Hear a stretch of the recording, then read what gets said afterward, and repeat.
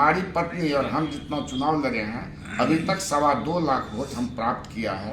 ऐसे लोगों को कहे कि लीडरशिप कायम करना चाहता है। लीडर तो हम छात्र नेता के रूप में ही उभरे। नीतीश कुमार जी जिस पिछड़ों के लिए जातीय गणना करा करके बिहार में ही नहीं हिंदुस्तान में जिसको सम्मान देने के लिए संकल्पित हैं, संघर्ष कर रहे हैं, उस नेता से हम उम्मीद ही नहीं करते हैं कि पिछड़ा का सीट छीन करके हमको टिकट देंगे। नमस्कार, अभी आप देख रहे हैं न्यूज फॉर नेशन।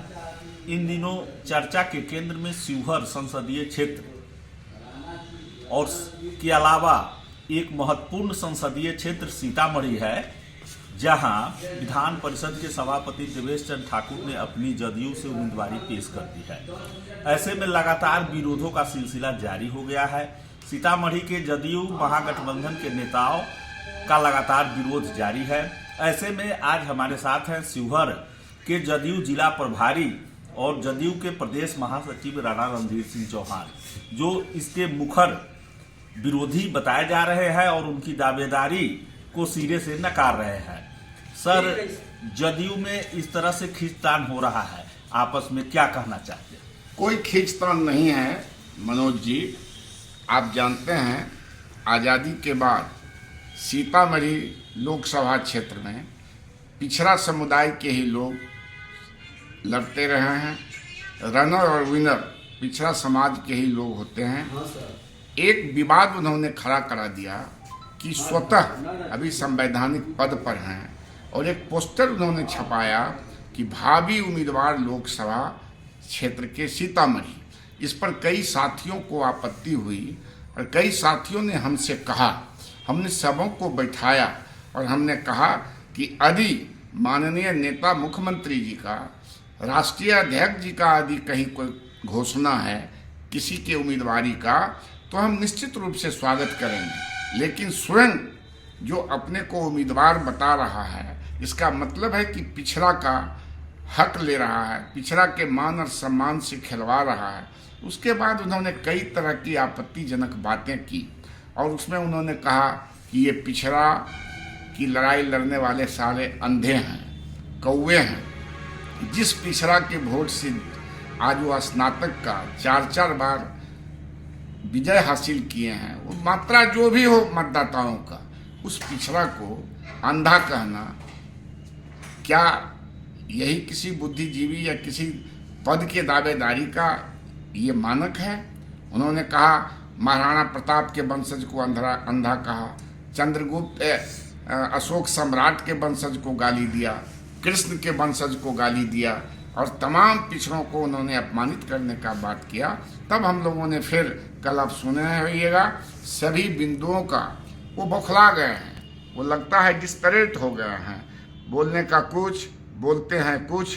खैर हो, उनको मुबारक हो। हम पिछड़ों की हक की लड़ाई लड़ रहे हैं, हम उनका विरोध नहीं कर रहे हैं। वो तो एक पद पर हैं ही, यदि फिर उनमें हिमाकत है तो फिर 26 में उनका चुनाव होगा, पता चल जाएगा उनको कि पिछड़ा को गाली देने वाला, पिछड़ों को कौवा कहने वाला, अंधा कहने वाले का क्या परिणाम होगा।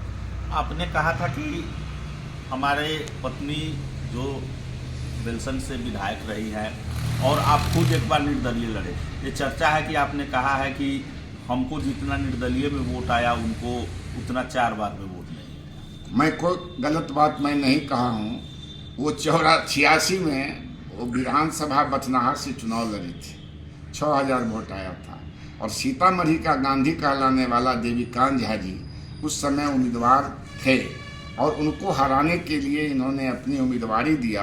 देवीकांत झा जी तो हारे, लेकिन 18000 वोट लाए थे, इनको 6000 वोट आया था और इनका जमानत जब्त हो गया था। और आप जो बोल रहे हैं, चारों चुनाव मिला दीजिए तो उनका कितना वोट आया है।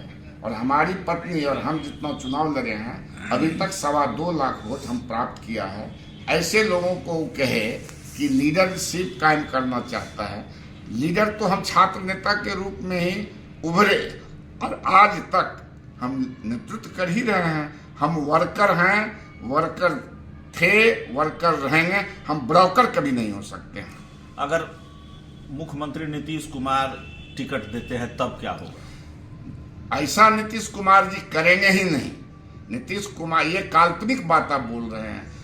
नीतीश कुमार जी जिस पिछड़ों के लिए जातीय गणना करा करके बिहार में ही नहीं हिंदुस्तान में जिस पर सम्मान देने के लिए संकल्पित हैं, संघर्ष कर रहे हैं, उस नेता से हम उम्मीद ही नहीं करते हैं कि पिछड़ा का सीट छीन करके हमको टिकट देंगे।